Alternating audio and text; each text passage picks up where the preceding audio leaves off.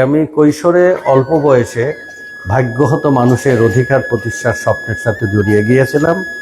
সমাজে সাম্য প্রতিষ্ঠার জন্যে কৃষক, শ্রমিক, কামার কুমার, জেলে তাঁতি, ভাগ্যহত, সর্বহারা, মজলুম, মেহনতি মানুষের মুখে হাসি ফুটানো আমার একটা স্বপ্ন হিসাবে দেখেছিলাম। সেই স্বপ্নের জন্যে জীবনের মায়া তুচ্ছ করে, জীবনকে বিপন্ন করে বহু পথ হেঁটেছি। জীবনে প্রধানমন্ত্রীর সাথেও কাজ করার সুযোগ হয়েছে, রাষ্ট্রের উচ্চ পদের সাথেও কাজ করার সুযোগ হয়েছে। সকল পর্যায়ে আমি এক জায়গায় অঙ্গীকারবদ্ধ থেকেছি যে এই সোনার বাংলাদেশে যে আজকে দুর্গতি, দুর্ভোগ, দেশের মানুষের যে দুর্গতি, দুর্ভোগ, তা থেকে এই দেশবাসীকে মুক্ত করাটা আমার প্রধান প্রতিজ্ঞা। আর এই প্রতিজ্ঞা থাকার কারণে কখনোই আমাকে পদলোভে আটকে ফেলেনি, স্বার্থপরতায় আমাকে জড়ায় ফেলেনি, আর জটিল পঙ্কিলতায় আমি ডুবন্ত জায়গায় যাইনি। এখনও যেটুকু আছি মানুষের মুখে হাসি ফোটানো, সমাজে শান্তি প্রতিষ্ঠা করা। সাম্প্রতিককালে আমার কাছে আর কোনো দল না দেখে আমি সবার উপরে মানুষ সত্য, তাহার উপরে নেই।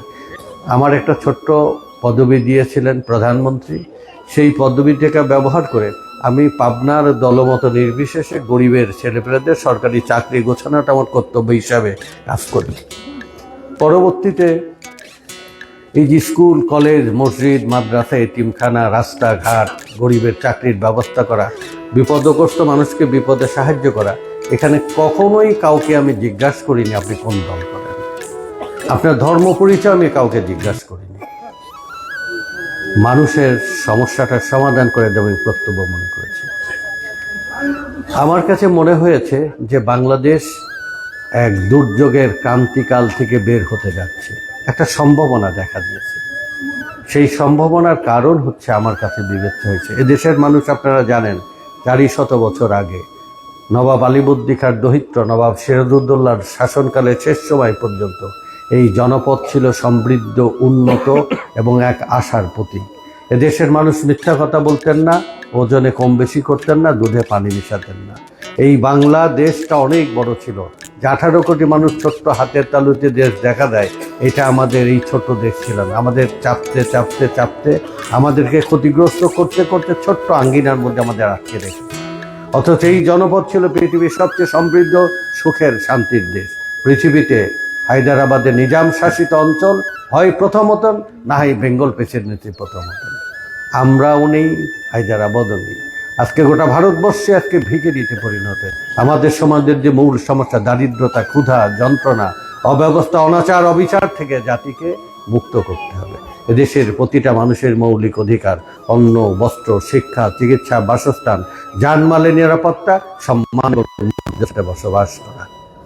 এই পরিস্থিতি আমাদের এখানে নেই। 4.5 কোটি মানুষ দারিদ্র সীমার নিচে এখন বসবাস করে। 3,60,00,000 মানুষের কোনো চাকরি নেই। আমার ঘরে, আপনার ঘরে বহু মেয়ে বয়স্ক উপযুক্ত হয়ে গেছে, আমরা বিবাহ দিতে পারতেছি না উপযুক্ত পাত্রের অভাবে। সেই পিতামাতার যে কি যন্ত্রণা, যে পিতামাতার ঘাড়ে বিবাহ উপযুক্ত একটা মেয়ে রয়েছে। বেকার ছেলেপেলেরা আমাদের সম্পদ না হয়ে আজকে আমাদের বোঝা হিসেবে পরিণত হয়েছে।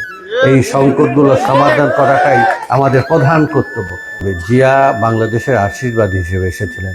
খালেদা জিয়া সবার সম্মান, শ্রদ্ধা নিয়ে চলে গেছে। ওই পরিবারে একটা সন্তান তারেক রহমান দেশটাকে বদল করতে চায়। এই বদল সরকার গঠনের 1 বছরের মধ্যে আমাদের ঘরে থাকা বেকার সন্তান এবং মেয়ে এবং ছেলেদের চাকরির ব্যবস্থা, এটা আমাদের অপরিহার্য দরকার। দ্বিতীয় হচ্ছে মায়েদেরকে নিরাপত্তা এবং শান্তি, মর্যাদা এবং সম্মানের আসন দৃষ্টান্তকরণে প্রতিটি মায়ের নামে ফ্যামিলি কার্ড রাষ্ট্রীয় ব্যয়ে ব্যবস্থা করা। কোনো মা যেন অভুক্ত না থাকে, তার সন্তান যেন অভুক্ত না থাকে। 60 ঊর্ধ্ব বয়স হয়ে গেলে তার চিকিৎসা লাগে, তার অবলম্বন লাগে, তার পথ্য লাগে। ঘরে ঘরে ঘরে ঘরে আজকে বয়োজ্যেষ্ঠরা আজকে বিনা চিকিৎসায় এক মৃত, প্রায় অর্ধমৃত অবস্থায় বেঁচে আছে। আর যদি স্বাস্থ্যই সকল সুখের মূল, সে স্বাস্থ্যই যদি এত যন্ত্রণা ভোগ করে, সমাজ কী করে সুস্থ হবে? রাষ্ট্রীয় ব্যয় সমস্ত বয়োজ্যেষ্ঠ এবং সমস্ত অসুস্থদের চিকিৎসার ব্যবস্থা করার দায়িত্ব এই রাষ্ট্রের। কৃষক বাঁচলে বাংলাদেশ বাঁচবে। কৃষক বাঁচার তো কোনো ব্যবস্থা আমাদের সমাজে খোলা নেই। কৃষক যা কিছু কিনবে তার আকাশচুম্বী মূল্য, যা বেচবে তার দাম নেই। এই ভারসাম্য রক্ষার জন্য এই কৃষক বাঁচলেই বাংলাদেশ বাঁচার জন্য রাষ্ট্রীয় ব্যবস্থাপনা লাগবে।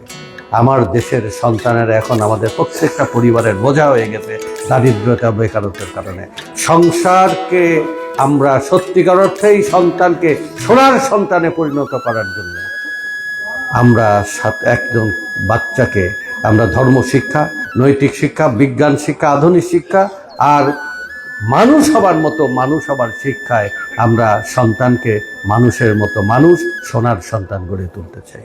আর এই সোনার সন্তান গড়ে তোলার জন্য 400 বছর আগে এই দেশে আমাদের মসজিদ আর ইমাম এবং খতিব, মন্দির এবং আমাদের গির্জার যে 92% মুসলমানদের মসজিদ, 8% হিন্দু বৌদ্ধ খ্রিস্টান, তাদেরও যে ধর্ম প্রতিষ্ঠান, সকল ধর্ম প্রতিষ্ঠানের বেতন পরিশোধ হতো। আমরা এখন কি করি? মুষ্টির চাল দয়া দাক্ষিণের উপরে আলেম সমাজকে মুখোমুখি করে ফেলেছি।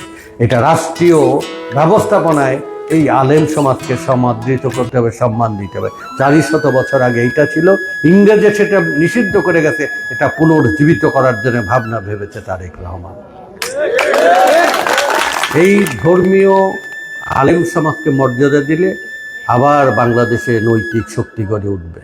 এদেশে নতুন করে মিথ্যা কথা বলার প্রবণতা বন্ধ হবে, এদেশে ওজনে কম বেশি দেওয়ার প্রবণতা বন্ধ হবে, এদেশের মানুষ আবার দুধে পানি দেবে না, এদেশের মানুষ মায়েদেরকে আমাদের সংসারে রানী মনে করবে, এদেশের মায়েদেরকে সবার উপরে স্থান দেবে। আমি মা বলতে শুধু মা না, মা এবং বাবা দুইজনকে মিলিত শব্দ উচ্চারণ করলাম মা হিসাবে। যাদের পিতামাতা মারা গেছে আল্লাহ যেন তাদের ভেদ নসিব করে, যাদের পিতামাতা বেঁচে আছে আমি দয়া করে সবার প্রতি অনুরোধ করব আল্লাহর রহমত এবং বাংলাদেশকে গড়ে তোলার জন্য পিতামাতার সাথে এমন আদবের সাথে আচরণ করেন তার মনে যেন রহম হয়, তার মনে যেন প্রশান্তি আসে।